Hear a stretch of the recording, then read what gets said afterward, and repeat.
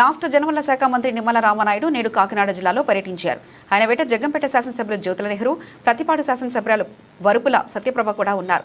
మొదటగా మంత్రి నిమ్మల రామనాయుడు కిర్లంపూడి మండలం కృష్ణవరం వద్ద ఉన్న పోలవరం ఎడమ కాలువ వద్ద జరుగుతున్న పనులను క్షుణ్ణంగా పరిశీలించారు. పోలవరం ప్రాజెక్టు పనుల పురోగతి, నాణ్యతపై అధికారులను మంత్రి అడిగి తెలుసుకున్నారు. త్వరగా పనులు పూర్తి చేయాలని ఆదేశించారు. అనంతరం మంత్రి నిమ్మల రామనాయుడు పురుషోత్తంపట్నం ఎత్తిపోతల పథకం స్టేజ్ 2 పంపింగ్ స్టేషన్ను సందర్శించారు. ఈ పథకం ద్వారా సాగునీటి సరఫరా తీరును, పంపుల సామర్థ్యాన్ని మంత్రి క్షేత్రస్థాయిలో పరిశీలించారు. ముందుగా నమస్కారాలు తెలియజేసుకుంటూ మన గోదావరి డెల్టాకు సంబంధించి ఈస్ట్ డెల్టా, అదేవిధంగా మన ఏలేరు రిజర్వాయర్కి సంబంధించినటువంటి ఆయకట్టుకి సూపర్ ఎల్నినో దృష్ట్యా సాగునీటి ఉన్నటువంటి ఇబ్బందుల్ని దృష్టిలో పెట్టుకుని రైతాంగాన్ని సేవ్ చేయాలి, ఏ రకంగా ఆదుకోగలుగుతామో అన్ని మార్గాలను కూడా మనం ఆచరణలోకి తీసుకుని వ్యవసాయాన్ని ముందుకు తీసుకెళ్లాలని గౌరవ ముఖ్యమంత్రి చంద్రబాబు నాయుడు గారు, ఉప ముఖ్యమంత్రి వర్యులు పవన్ కళ్యాణ్ గారి యొక్క ఆదేశాల ప్రకారం ఏదైతే యొక్క ఏలేరు రిజర్వాయర్కి సంబంధించి నీళ్ళు ఇచ్చే పరిస్థితి లేకపోయినప్పటికీ కూడా ఉన్న నీటి వనరులనే సద్వినియోగం చేసుకుంటూ 1000 క్యూసెక్కులు ఏదైతే యొక్క ఏలేరు రిజర్వాయర్కి ఇవ్వాలనుకుంటూ ఉన్నామో ఆ నీటి మట్టాలన్నింటినీ కూడా ఎక్కడికక్కడ ఇన్స్పెక్షన్ చేస్తూ కెనాల్స్ని, డ్రైన్స్ని ఎక్కడికక్కడ ఇన్స్పెక్షన్స్, తగిన సూచనలు, సలహాలు అధికారులకు ఎక్కడికక్కడ ఇస్తూ ఇంకా మెరుగ్గా వాటర్ ఫ్లో అవడానికి ఏ రకంగా చర్యలు తీసుకోవాలో వాటి మీద ఈవేళ 2వ రోజు కూడా ఈ కాకినాడ జిల్లాలో పిఠాపురం, ప్రతిపాడు, జగ్గంపేట, పెద్దాపురం నియోజకవర్గాల్లో ఈరోజు 2వ రోజు కూడా పర్యటిస్తూ అందులో భాగంగా పిఠాపురం బ్రాంచ్ కెనాల్ 38 కిలోమీటర్లు ఉన్నటువంటి కెనాల్ అంతా కూడా డీసిల్టింగ్, పర్టికులర్గా కర్రనాచు బాగా పెరిగిపోయి నీటి ప్రవాహానికి అడ్డంకంగా ఉన్నటువంటి స్థితిలో 38 కిలోమీటర్లు కూడా కర్రనాచు, వీడు లాంటివన్నీ కూడా ఇమ్మీడియట్లీ తొలగించడానికి ఎంత అమౌంట్ ఖర్చు అయినా పర్వాలేదు ఎస్టిమేషన్ వేసి పనులు ప్రారంభించమని ఇరిగేషన్ అధికారులకు కూడా ఆదేశాలు ఇవ్వడం జరిగింది. ఏదైతే ఉందో ఆ మెయిన్ కెనాల్ కూడా మేము కూడా చూసాం. 18 కిలోమీటర్లు పొడవున ఆ కెనాల్ మీదుగానే మేము పైనుంచి చూస్తే ఎక్కడికక్కడ సిల్ట్ పేరుకుపోయి ఉండడం, అదేవిధంగా పెద్ద పెద్ద వృక్షాలు ఇవన్నీ కూడా కొద్దిగా అడ్డులుగా ఉన్నటువంటి పరిస్థితిని కూడా గమనించడం జరిగింది. అందుకే ఏలేరు రిజర్వాయర్ మెయిన్ కెనాల్ 18 కిలోమీటర్లు కూడా డీసిల్టింగ్ ఇమ్మీడియట్లీ ఎస్టిమేషన్లు తయారు చేయండి, అడ్మినిస్ట్రేషన్ శాంక్షన్ వచ్చేంతలోపు పనులు ప్రారంభించండి, అవసరమైతే క్యాబినెట్లో పెట్టుకుని అయినా సరే రాటిఫికేషన్ చేస్తాం, అందుచేత ఇమ్మీడియట్లీ పనులు మొదలు పెట్టమని కూడా ఆ యొక్క ఇరిగేషన్ డిపార్ట్మెంట్కి కూడా ఈరోజు ఆదేశాలు ఇవ్వడం కూడా జరిగిందని చెప్పి మీ ద్వారా ఈ సందర్భంగా తెలియజేసుకుంటూ, అదేవిధంగా ఏలేరు రిజర్వాయర్కి సంబంధించి ఆ ఆయకట్టుకి అంతా కూడా మీ అందరికీ తెలుసు, ఏలేరు రిజర్వాయర్ నుంచే మనము 1000 క్యూసెక్కులు నీరు ఇస్తూ ఉన్నాం ప్రస్తుతం కూడా. కానీ ఏలేరు రిజర్వాయర్ పరిస్థితి చూస్తే 24 టీఎంసీలు ఉండవలసినటువంటి రిజర్వాయరు ఈరోజు 8 టీఎంసీలు మాత్రమే ఉంది. 8 టీఎంసీలు నీరుంది, మాకు ఎందుకు ఎవరు అనేటువంటి విధంగా కొంతమంది గొడ్డల పార్టీ వాళ్ళు మాట్లాడుతూ ఉంటారు. వాస్తవంగా 6 టీఎంసీలు డెడ్ స్టోరేజీ, ఇంకా పైన ఉన్నటువంటి 2 టీఎంసీల నీరు మాత్రమే మనకు ఉపయోగపడుతుంది. అటు ఏదైతే విశాఖపట్నానికి డ్రింకింగ్ వాటర్, స్టీల్ ప్లాంట్కి 5 టీఎంసీలు కావాలి, మనకున్నది అక్కడ 2 టీఎంసీ.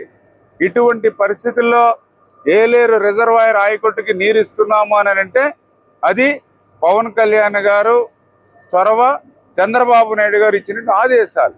అందుకే ఇతరత్ర మార్గాలు కూడా అన్వేషించమని ముఖ్యమంత్రి, ఉప ముఖ్యమంత్రి గారు చెప్పిన మీదట ఇక్కడ ఉన్నటువంటి మా సీనియర్ శాసనసభ్యులు నెహ్రూ గారు, అదేవిధంగా ఇంకా ఇతర శాసనసభ్యులు సత్యప్రభ గారు అందరితో కూడా కలిసి మాట్లాడుకుని మా నీటి సంఘం నాయకులందరితో కూడా మాట్లాడుకుని ఆ ఏలేరు రిజర్వాయర్తో పాటుగా లెఫ్ట్ మెయిన్ కెనాల్, మన పోలవరం కెనాల్ లెఫ్ట్ మెయిన్ కెనాల్కి సంబంధించి మనం 57వ కిలోమీటర్ దగ్గర ఆఫ్ టేక్ ఒకటి నిర్మాణం చేస్తున్నాం.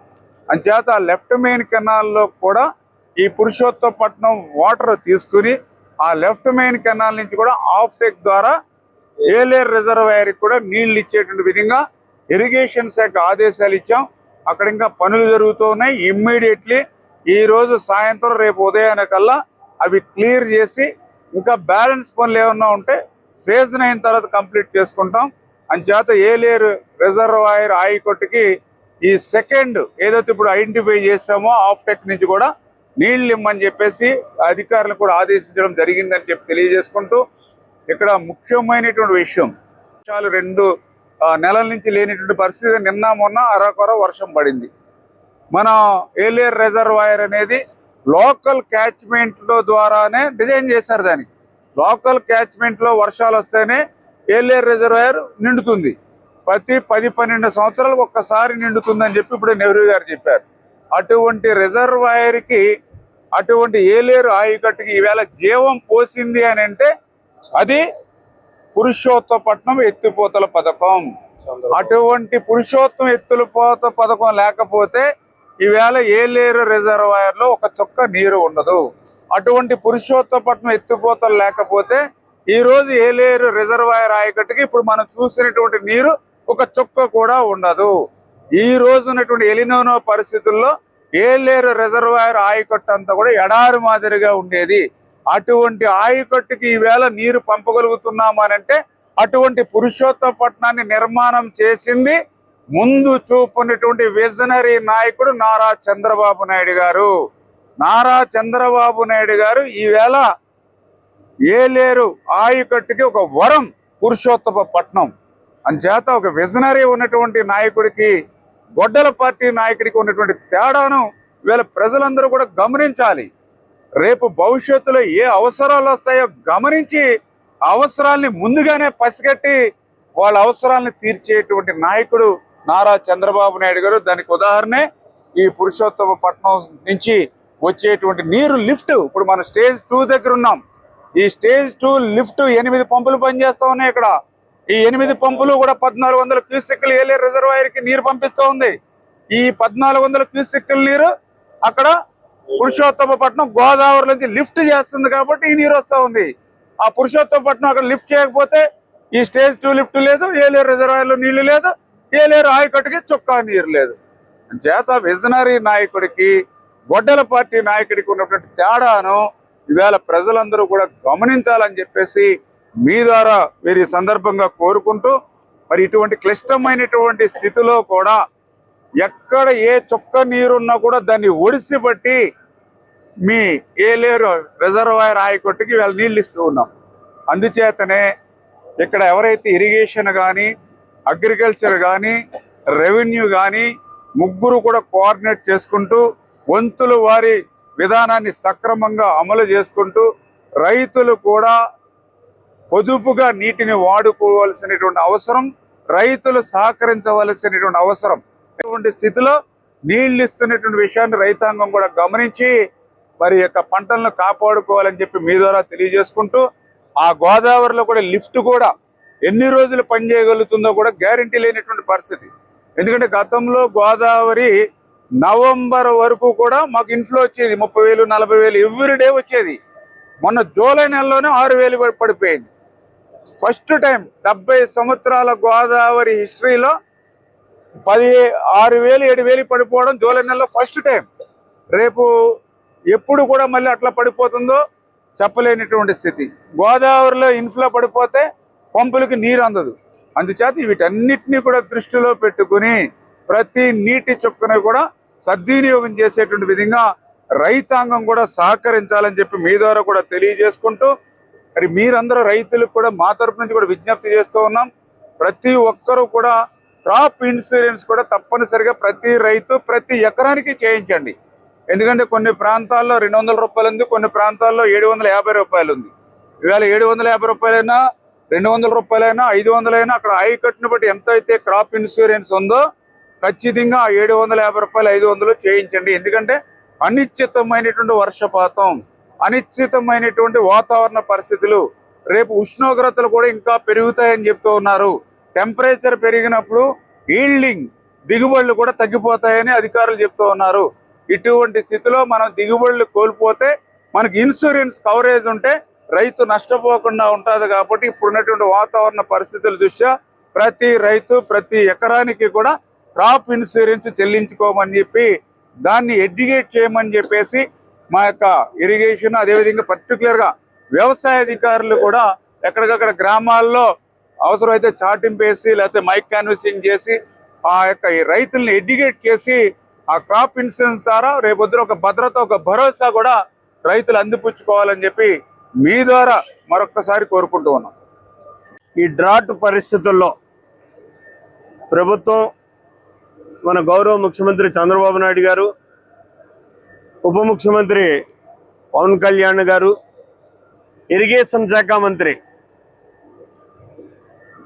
రామానాయుడు గారు, ఈయనైతే 2 రోజులు బట్టి మన ఏలేరు ఆయకట్టును అంతటినీ కూడా పరిశీలన చేస్తూ ఇవాళ ఇక్కడికి రావడం జరిగింది. అంటే గతంలో ఎప్పుడన్నా ఇరిగేషన్ మంత్రి ఇంత బాధ్యత తీసుకున్నటువంటి పరిస్థితులు లేవు. స్వాభావికంగా రామానాయుడు గారు చాలా బాధ్యతాయుతమైనటువంటి వ్యక్తి. ఆయనకున్నటువంటి బాధ్యతల్ని చాలా సక్రమంగా నిర్వర్తించేటటువంటి వ్యక్తి. దాన్ని మనం విజయవాడ వరదల్లో చూసాం.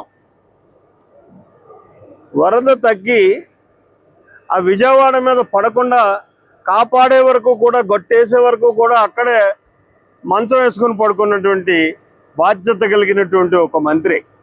ఆయన మనస్ఫూర్తిగా మనం అభినందించాలి. ఇవాళ మేము కోరిన వెంటనే దీన్ని ఏ రకంగా మనం ఏలేరు రిజర్వేర్కి నీరు ఇవ్వాలి, పూర్తి స్థాయిలో డెల్టాకి అంతటికి నీరు ఇవ్వాలి అన్న దాని మీద ఒక ప్రణాళికను సిద్ధం చేసుకుని ఇక్కడికి వచ్చి మీరు ఈ రకంగా చేయండి అని చెప్పి చేయడమే కాకుండా ఇంకొక 6 మాసాలు అయితేనే కానీ ఇవాళ మనకి ఏలేరులోకి డైరెక్ట్గా వాటర్ వెళ్ళేటటువంటి పరిస్థితి ఉండదు, పోలవరం వాటర్.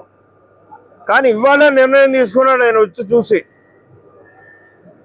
ఇమీడియట్గా దీన్ని అడ్డు తీసేయండి, తర్వాత పనులు ఏమన్నా ఉంటే తర్వాత చేసుకుందాం, ముందు ఇక్కడి నుంచి 1000 క్యూసెక్కులన్నింటినీ కూడా ఏలేరు ఆయకట్టుకు పంపించండి అని చెప్పేసి అని అక్కడే ఆర్డర్ స్పాట్ నిర్ణయం తీసుకున్నటువంటి పరిస్థితి ఉంది.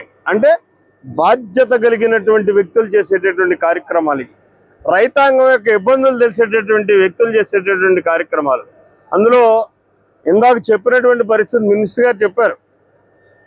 ఒక విజనరీ నాయకుడు ఈ రాష్ట్రాన్ని పాలన చేస్తున్న సందర్భంలోనే దానికి అధికారులు కూడా సహకరించినటువంటి పరిస్థితి ఉంది. ఇక్కడ ప్రత్యేకంగా ఈ పురుషోత్పట్నం ఎత్తిపోతల పథకం కానీ, మనకి సెకండ్ ఫేజ్ పురుషోత్పట్నం ఏలేరు రిజర్వేర్కి వెళ్ళడానికి కానీ ప్రణాళిక నాడు ఎక్కడ ఏ అవసరం ఉందన్న దాన్ని చక్కగా అవగాహనతో చేసినటువంటి వ్యక్తి, అజ్ఞాత వ్యక్తి ఒక ఆయన ఉన్నాడు. ఆయన ఇవాళ మనకి ఇరిగేషన్ అడ్వైజర్ వెంకటేశ్వరరావు. మనస్ఫూర్తిగా ఆయన్ని కూడా మనం అభినందించాల్సినటువంటి అవసరం ఉంది. ఎందుకంటే ఈ ఎలెనో ప్రభావాన్ని వాళ్ళు తట్టుకోగలుగుతున్నాం అంటే ఆనాడు ప్రణాళికాబద్ధంగా ఇవన్నిటినీ ఏర్పాటు చేయగలిగారు కాబట్టి మనం ఇవాళ దీన్ని ఎలెనో ప్రభావాన్ని తట్టుకుని ఖచ్చితంగా మనం 53,000 ఎకరాలని కూడా మనం పండించుకోవడానికి అవకాశం ఉంటుంది. అలాగే కాకుండా మరి ఇందులో ఉన్నటువంటి ఇంకా చేయాల్సినటువంటి కొన్ని కార్యక్రమాలు కూడా ఉండిపోతున్నాయి. వాటిని కూడా మరి గౌరవ ఇరిగేషన్ శాఖ మంత్రి గారు చేయాల్సినటువంటి అవసరం ఉంది. ఇప్పుడు 52 కోట్ల రూపాయలు ఇచ్చారు. దానికి కృషి నేను ఎలా బాధ్యతాయుతంగా సంఖలో ఫైల్ ఎట్టుకుని పరిగెడతానో అలాగే మన ఫైల్ తాళ్ళూరు ఎత్తిపోతల పథకానికి మంత్రి గారు సంఘలో ఫైల్ ఎట్టుకుని వెళ్ళి క్యాబినెట్లో పెట్టించి, క్యాబినెట్లో శాంక్షన్ చేయించి, టెండర్లు పిలిపించి, పనులు చేయించి రేపు నెక్స్ట్ ఈ మంత్ ఎండింగ్ కల్లా మనం ఒక పంపును తిప్పుకో అక్కడ ఒక పైప్ లైన్ ద్వారా నీరు ఇచ్చుకోవడానికి అవకాశం కల్పించే పరిస్థితి కల్పించారు. దానికి కూడా ఈ సందర్భంగా మరి చంద్రబాబు నాయుడు గారికి అలాగే ఇరిగేషన్ శాఖ మంత్రి గారికి మనస్ఫూర్తిగా మన జగ్గంపేట నియోజకవర్గ రైతాంగం తరఫున నేను అభినందనలు, కృతజ్ఞతలు తెలియజేసుకుంటున్నాను. ముఖ్యంగా ఇందాక చెప్పినట్టుగా రైతాంగం మాత్రం దీని మీద బాధ్యత తీసుకోవాలి. ప్రజాప్రతినిధులుగా మేము కూడా బాధ్యత తీసుకోవాలి. ఇక్కడ ఏ ప్రాంతానికి ఆ ప్రాంతానికి చైర్మన్లు ఉన్నారు, డిస్ట్రిబ్యూటరీ కమిటీ అధ్యక్షులు ఉన్నారు. వీళ్ళందరూ కూడా రోజు కనీసం ఒక 2 గంటలన్నా దీని మీద దృష్టి పెట్టాలి.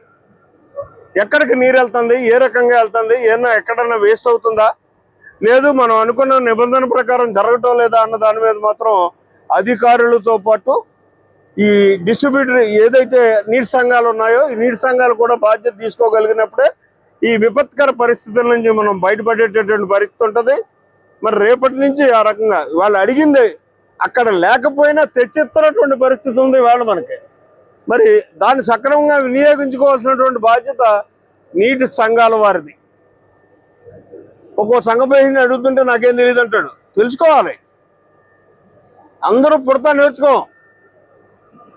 తెలుసుకుని ఇచ్చేయాల్సినటువంటి అవసరం ఉంది. ప్రధానంగా ఇక్కడ రేపు మళ్ళీ ఏ చిన్న అవసరం వచ్చినా సరే ఈ పని చెయ్యండి అని ఇక్కడ రైతులకు కానీ కార్యకర్తలకు కానీ చెప్పడానికి అవకాశం లేని పరిస్థితి ఉంటుంది. ఎందుకంటే 2 సంవత్సరాలు